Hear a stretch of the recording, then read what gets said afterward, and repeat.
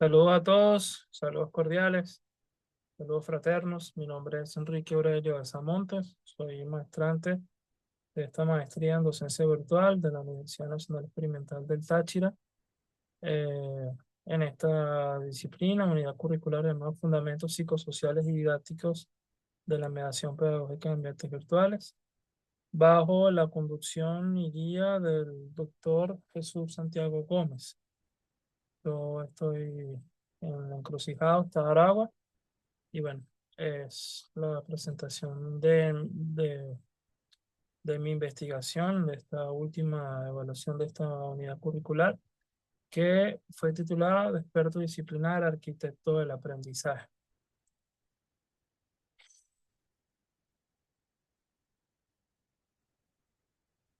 En esencia, el título de esta presentación tiene que ver mucho con una ruptura propuesta. No solamente es una metáfora, una frase ejemplar o bonita, sino que implica toda una ruptura ontológica, porque pasamos eh, de un formato de una universidad tradicional en el que solo bastaba con poseer el saber. Los ecosistemas virtuales, los ecosistemas actuales, el docente no solo debe saber, sino que debe ser capaz de diseñar la estructura donde el conocimiento pueda florecer. Y vamos a tratar de fundamentar este cambio de la pedagogía didáctica y las nuevas fronteras de un campo muy innovador y en muchos ámbitos desconocidos como es la neurociencia. Para ello, un primer punto que hay que destacar es lo que tiene que ver con lo que algunos autores llaman como el síndrome de la familiaridad. Es decir, como, como el primer obstáculo que según Francisco Invernón debe ser vencido. Es la trampa, es en sí mismo la trampa del currículo nulo, en la que básicamente nos enseñamos como nos fue enseñado, repitiendo modelos intuitivos basados en la imitación. Creemos que solamente con saber la asignatura nos faculta automáticamente para enseñarla. Esa es una falsa ilusión del dominio y es necesario romper con este ciclo. Y para ello es necesario, es exigida la formación sistemática para convertir el sentido común del docente en una práctica basada en evidencia teórica y científica, que no siempre, o en la mayoría de los casos, no ocurre. Para ello, autores como María África de la Cruz Tomé, entre otros autores, expresan una idea muy interesante sobre la doble identidad del profesor. Por un lado, esta autora, María de la Cruz Tomé, establece que el docente universitario debe tener una especie de dupla o doble identidad. Por un lado, el rigor científico de su disciplina, el dominio epistemológico, que sin duda debe poseer, y por el otro lado, su segunda identidad tiene que ver con la profesionalización docente, como un sistema organizado de teorías y habilidades éticas, y será la superación de esta crisis de identidad, la que es descrita por Nixon, lo que permitirá movernos hacia una enseñanza centrada en el aprendizaje activo y crítico. Por otro lado, uno de los aspectos quizás más relevantes que consideramos colocar tiene que ver con lo que algunos autores llaman como el tercer estado del saber o el paradigma ausente. Es decir, autores como Lee S. Schumann introducen un concepto revolucionario que no es el otro que el del conocimiento pedagógico del contenido. Pedagogical Content Knowledge no es solo el saber matemáticas y saber pedagogía, sino es crear la amalgama eh, que permita engranar ambos dominios. Algo de un poco recuerda lo que comentaba la autora de la Cruz Tomé sobre la necesidad de poseer esa doble identidad. Es también pues, saber qué analogías y qué ejemplos permitirán también al estudiante poder tener un dominio claro, poder comprender los temas que le son propuestos, poder abordar y generar esa cognición que le permita, claro, a partir del andamiaje y a partir de lo que ya conoce, poder avanzar y bueno, reorganizar eso nos permitirá superar errores comunes dentro de la pedagogía actual. Lo que implica todo esto, sin duda, es también el cambio del rol, eh, siguiendo a ejemplos, analogías, el cambio de rol visto desde la música, desde las artes, del solista al director de orquesta, en el que autores como, por ejemplo, Salomón nos ofrecen una transición visual muy potente, en el cual el instructor tradicional actúa como un solista de flauta, por ejemplo, o de violín o de otro instrumento, a una audiencia pasiva, bajo modelo de jerarquía. El diseñador de entornos, en cambio, es un director de orquesta. Su foco no es su propia ejecución, claramente, sino la construcción de un todo, de un colectivo.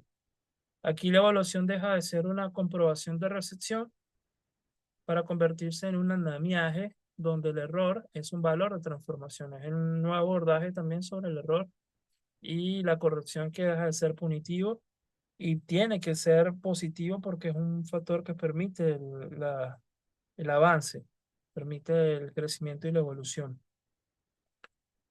Por otro lado, es importante comentar sobre la ingeniería del ecosistema, las cuatro dimensiones que algunos autores como Villa y Zapata proponen para las dimensiones de la enseñanza online o virtual. La primera es la de la gestión, las dimensiones interdependientes que son el de la gestión. La gestión es el contenedor, es decir, son las infraestructuras. El currículum, por su parte, se transformará en el núcleo estructurado, es decir, todo lo que tiene que ver con la parte programática, de lo macro, lo meso y lo micro curricular, el diseño instruccional, pero como ya les comenté, esto tiene que ser flexible.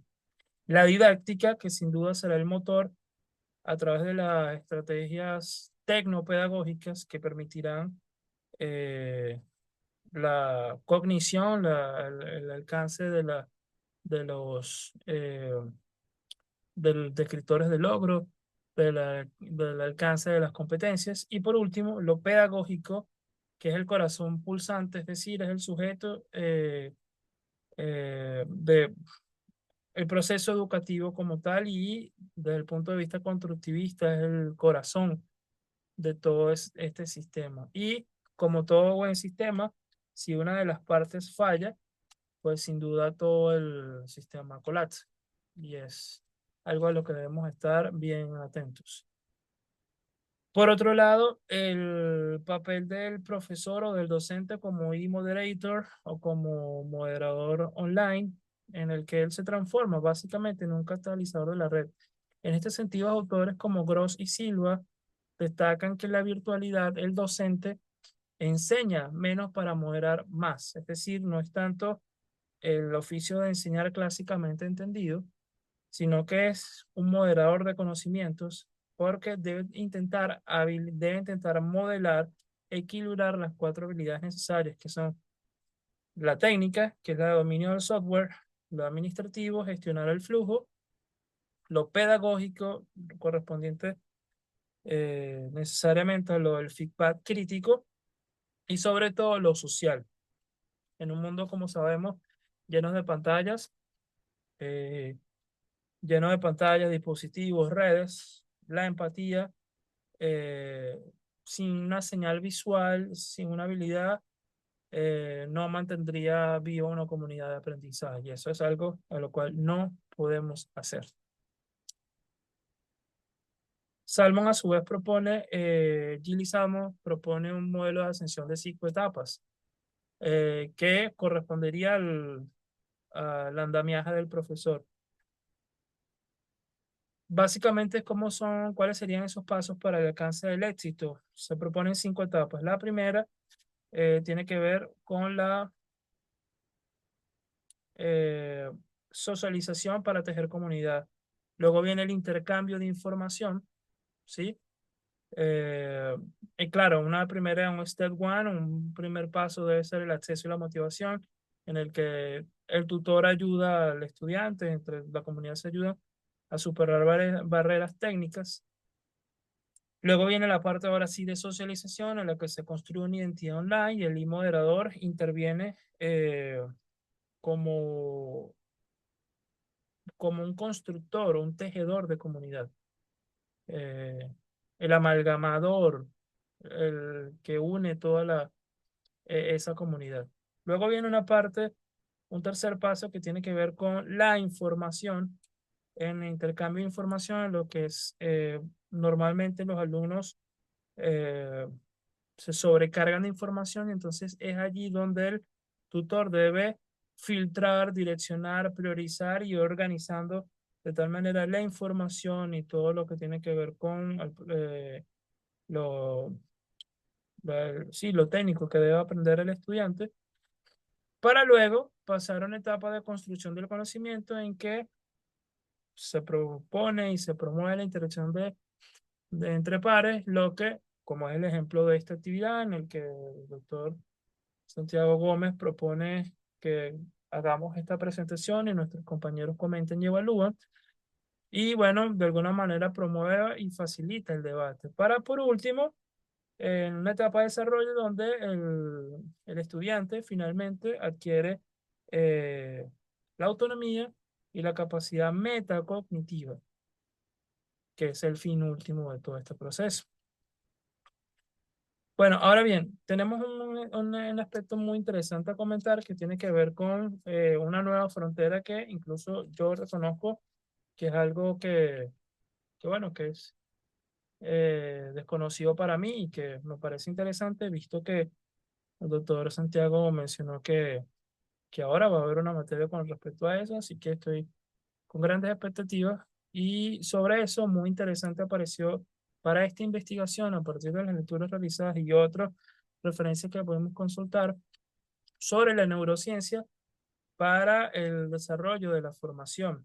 Eh, y bueno, algunos autores establecen que, como Ferreira y Gómez, establecen que el docente debe entender con el funcionamiento del cerebro, pero con mucho cuidado hacia los neuromitos.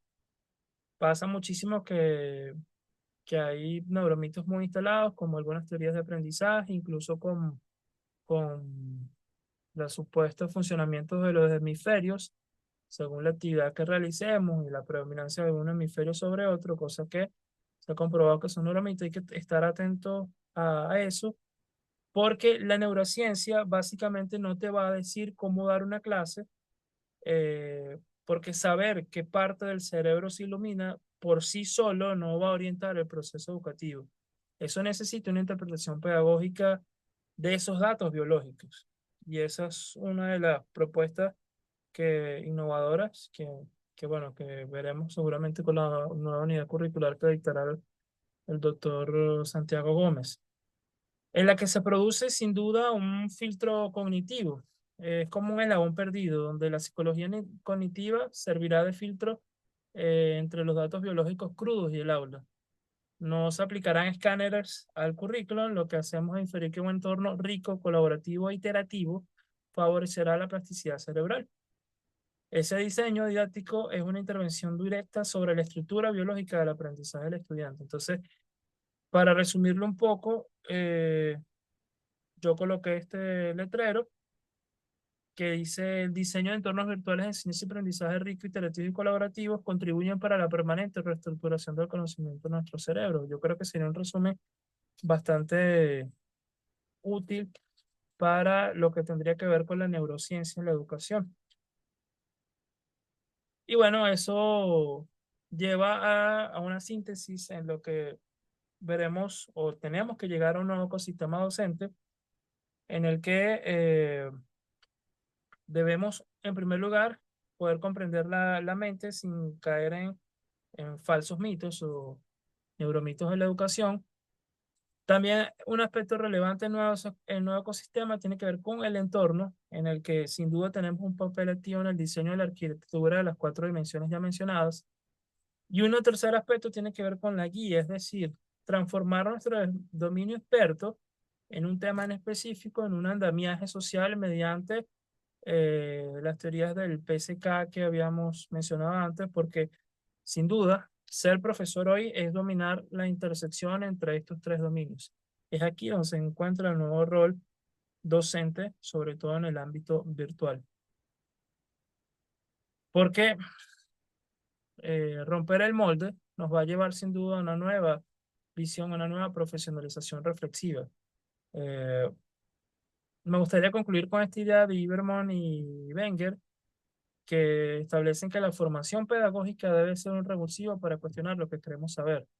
El fin del aislamiento docente es el inicio de la verdadera profesionalización. Para pasar a ser un trabajador preprofesional a un profesional reflexivo, debemos dejar de ser solo expertos en una materia y convertirnos en los arquitectos cognitivos del mañana. Esto sin duda es el gran deseo, la gran reflexión que debe orientar esa transformación tanto pedagógica como curricular y en el fondo educativa y social, que es lo que se está promoviendo y se está buscando permanentemente. Muchísimas gracias.